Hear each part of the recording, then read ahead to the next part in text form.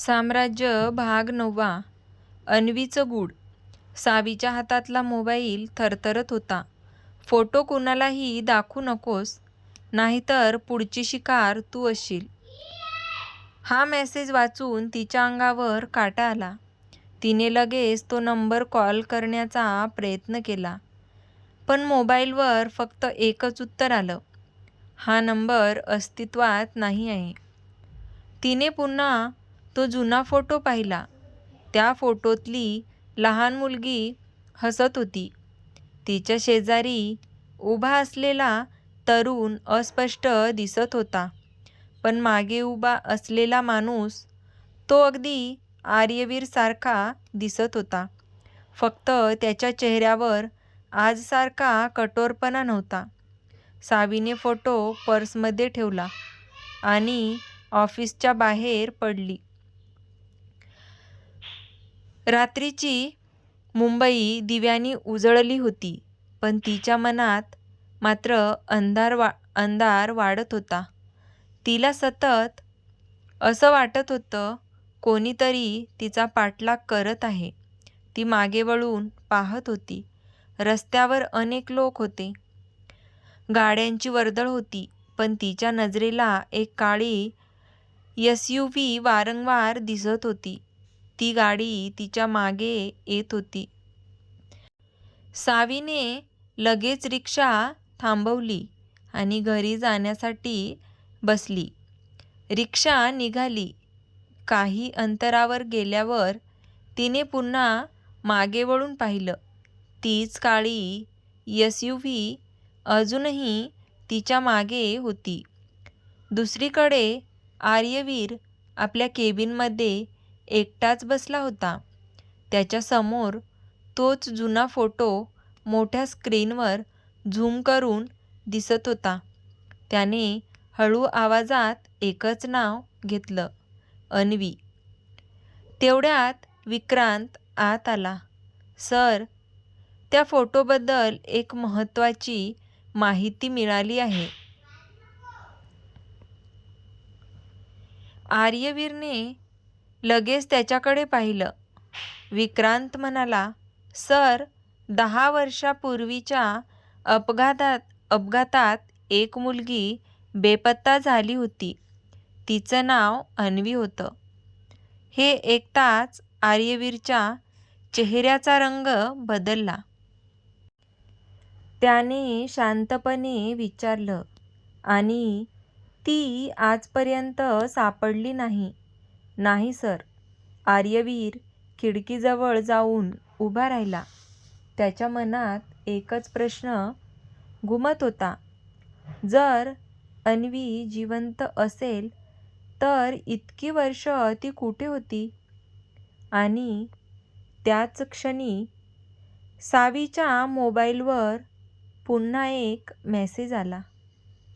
तुला वाटतंय तू सत्याच्या जवळ जात आहेस, पण खरं तर मृत्यू तुझ्या जवळ येतोय. सावीने घाबरून आजूबाजूला पाहिलं.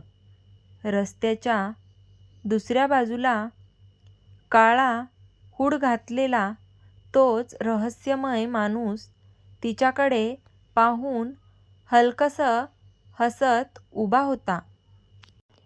साम्राज्य भाग 10. मुखवट्याच्या मागचा चेहरा.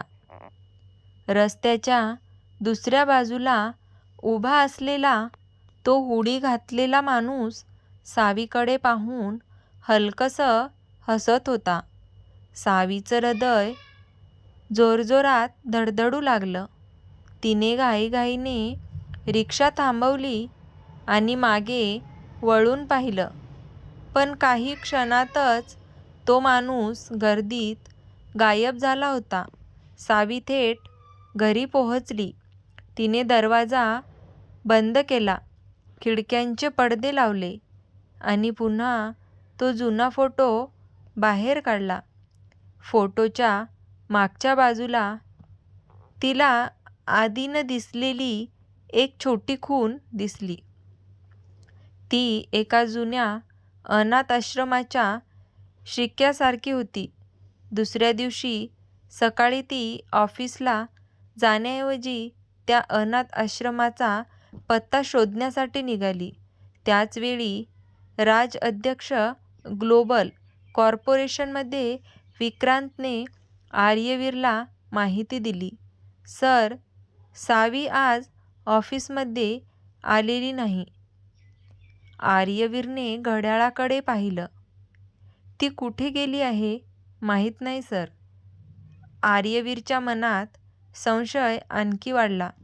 त्याने लगेच सिक्युरिटी टीमला आदेश दिला, "तिच्या हालचालीवर लक्ष ठेवा, पण तिला याची कल्पना येता कामा नये."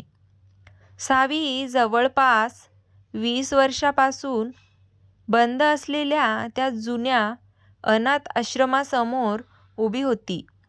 इमारतीच्या भिंती पडायला आल्या होत्या. गेटला मोठं कुलूप होतं, पण बाजूचा छोटा दरवाजा अर्धवट उघडा होता. ती आत गेली. धुळीने भरलेले कॉरिडॉर, तुटलेल्या खुर्च्या आणि भिंतीवर लावलेले फिकट झालेले फोटो. ती हळूहळू ऑफिसच्या जुन्या खोलीत पोहोचली. तिथे एक लोखंडी कपाट उघडं पडलं होतं. कपाटात अनेक जुन्या नोंदवह्या होत्या. सावीने एक रजिस्टर उघडलं. त्यात मुलांची नावं लिहिली होती. ती पान उलटत होती. अचानक तिची नजर एका नावावर स्थिरावली, अन्वी. तिच्या नावासमोर एक नोंद होती, 17 ऑगस्ट 2016. एका अज्ञात व्यक्तीसोबत अनाथ आश्रमातून बाहेर गेली. तेवढ्यात मागून पावलांचा आवाज आला. सावीने घाबरून मागे पाहिलं. तोच हुडी घातलेला माणूस तिच्यासमोर उभा होता. यावेळी त्याने हळूहळू आपल्या चेहऱ्यावरचा मुखवटा काढला. सावीच्या डोळ्यात आश्चर्य दाटलं, कारण तो पूर्णपणे अनोळखी नव्हता. तिने तो चेहरा अध्यक्ष कंपनीत एकदाच पाहिला होता, पण तो कर्मचारी 2 वर्षांपूर्वी मृत घोषित झाला होता.